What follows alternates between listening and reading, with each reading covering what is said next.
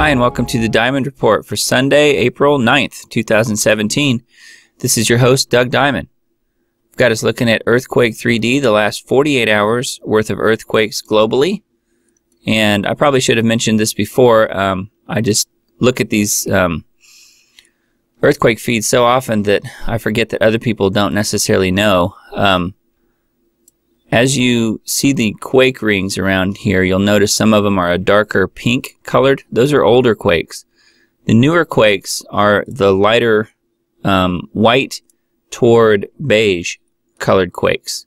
So keeping that in mind, since my earthquake report yesterday, I had mentioned that we would see movement in northern Peru as well as most likely in Colombia and also Central America. And in fact, we've seen movement in all three of those places. As I back the rings down here so you can see what's transpired. Northern Peru, we had a 4.9 quake, and that was actually on land. Normally, movement in the southern Ecuador, northern Peru area are usually off land and out to sea. However, this 4.9 was right on land. Not a highly populated area, obviously, but it is interesting that it was on land. And then we've had further movement since yesterday in Colombia. We had a magnitude 3.3. The 2.9 was already there. And then we've also had a 4.1 here in the area of Central America. So I wanted to show you that. United States, for excellent coverage on earthquake forecasting that I'm not really doing. I'm really just pointing out where to expect movement in the future. Dutch Sense is the person to tune into and watch on Twitch and also on YouTube. So I would highly recommend following him if you don't already. Now, I've kind of scrolled around here to the Philippines where we did have a larger quake. We had a near 6.0 in that area, as well as a deep 5.7. You can see that the activity is still going on. It's still swarming in this area, and there's a stack about as high as I could possibly go on my screen here. Down the center of the screen here, you see this huge stack, this swarm of quakes in the Philippines. Everything from 2s to the 5.9 or near 6.0 quake that happened. We're still seeing this pretty large silent zone, and Dutch Sense mentioned this too in his earthquake update.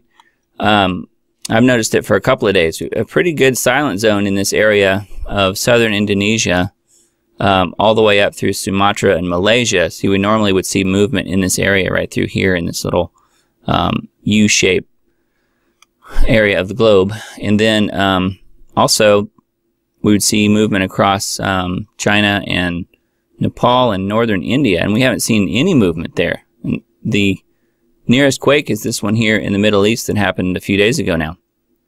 So we're still watching that, and the reason that we're watching that is because we've had a number of deep, larger earthquakes that translate into shallower, larger movement. So we just need to watch that. We have these 4.9 quakes out here near Fiji, and those will most likely translate into larger, shallower movement north and west of where these are in a silent zone.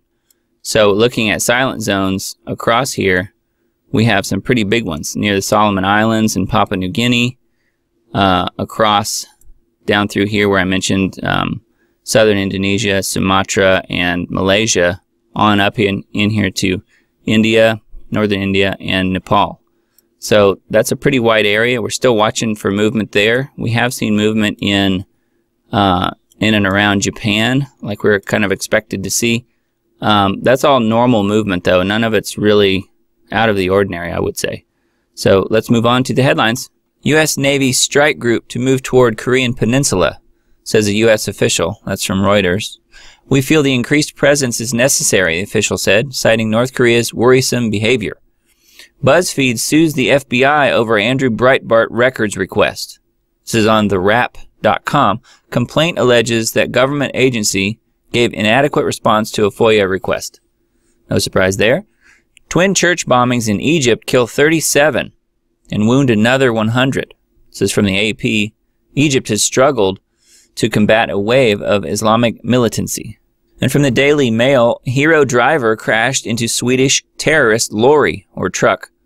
Hero security guards saved hundreds of lives and protected Swedish parliament by driving a van into the path of the terrorist's speeding lorry, forcing him to crash. Russia and Iran warn the U.S. they will respond with force if Syria red lines are crossed again. This is on Zero Hedge. Proof the first Syrian chemical attack was fake. The more things change, the more they stay the same. That's talking about the 2013 chemical attack that was blamed on Assad. Kim Jong-un tells Trump he's not frightened by the strikes on Syria. I mentioned this yesterday. I knew that would probably be the case. This is on the Daily Caller. Observers have interpreted Tillerson's message as a warning to other international troublemakers, such as North Korea. Former CIA officer, the intelligence confirms the Russian account on Syria. That's on Zero Hedge.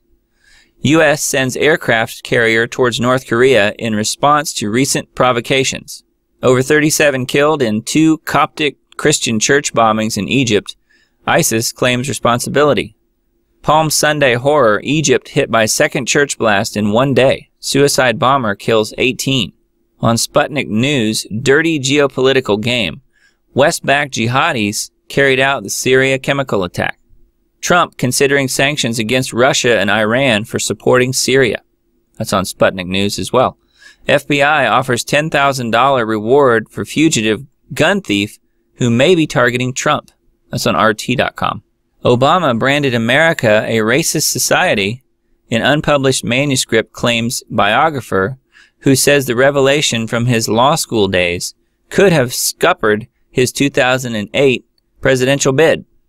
Boyfriend forced to watch as refugee rapes his girlfriend at knife point during camping trip in Germany. U.S. military special forces soldier killed in action during an operation against ISIS group in Afghanistan. From the Express, Swedish anti-terror police pelted with stones while investigating the Stockholm attack. Cliff High on Greg Hunter's show on USAWatchdog.com says first ever global government crash is coming. Stockholm terrorist was illegal alien, denied residence in 2014 but stayed in the country. That's on the Gateway Pundit. Violent Antifa thugs attack anti-war protesters in front of the White House. From the freethoughtproject.com, lawsuit alleges Catholic Church stole babies through forced adoption to sell them for profit. It's becoming an epidemic. DHS arrests cop for sex with a child and child porn. And from Paul Craig Roberts, more fake news from Washington. Yep, they're loaded with it, all right. From the Daily Star, we are not frightened. North Korea bullish as U.S. Navy strike group closes in. Government shutdown odds are rising, Goldman warns. That's on Zero Hedge. Police investigation launched after foreign tourists drug and gang rape woman at Stockholm hotel. That's on Breitbart. Yeah, foreign tourists. Shock report, police do nothing as Muslim gang attacks Australian couple and stomps a crucifix yelling F Jesus. That's on the Gateway Pundit. These people are so sick. Trump means business. National Security Advisor says warship can remove North Korea threat. That's on the Express. Trump condemns deadly terrorist attacks on churches in Egypt and says he's confident President al-Sisi will handle the situation properly. Iran and Russia threaten to react on U.S. aggression in Syria as Boris Johnson tells Putin to pull Moscow's forces out. An important interview with Dave Hodges and Paul Martin. Showdown with North Korea, China, and Russia is imminent. That's on thecommonsenseshow.com. Worldview, Russia's policies thrown into confusion as U.S. resumes world policeman role. That's on Breitbart.com. Trump to send final warning to Kim Jong-un and could move nuclear weapons to South Korea. Yeah, if they're saying they could move weapons to South Korea, I'm sure they've already done that. Toddler and parents rushed to hospital after London acid attack. That's on Breitbart. On Sputnik News, chemical weapons, the pipe dream excuse used in Syria by 2 U.S. administrations. From naturalnews.com, sleepwalking toward World War III, like clockwork, the next 25-year cycle of mass human suffering and death begins now. No foreign citizens among the victims of the terror attacks in Egypt. ISIS claims responsibility for 2 deadly church bombings in Egypt a week before Easter. That's on the Express. The first priority is defeating ISIS. Rex Tillerson reaffirms that the U.S. will try and wipe out the terrorist group before they concentrate on Syria. Yeah, well, it would help if they would quit training and funding them. False flag, how the U.S. armed Syrian rebels to set up an excuse to attack Assad. That's on the Daily Bell.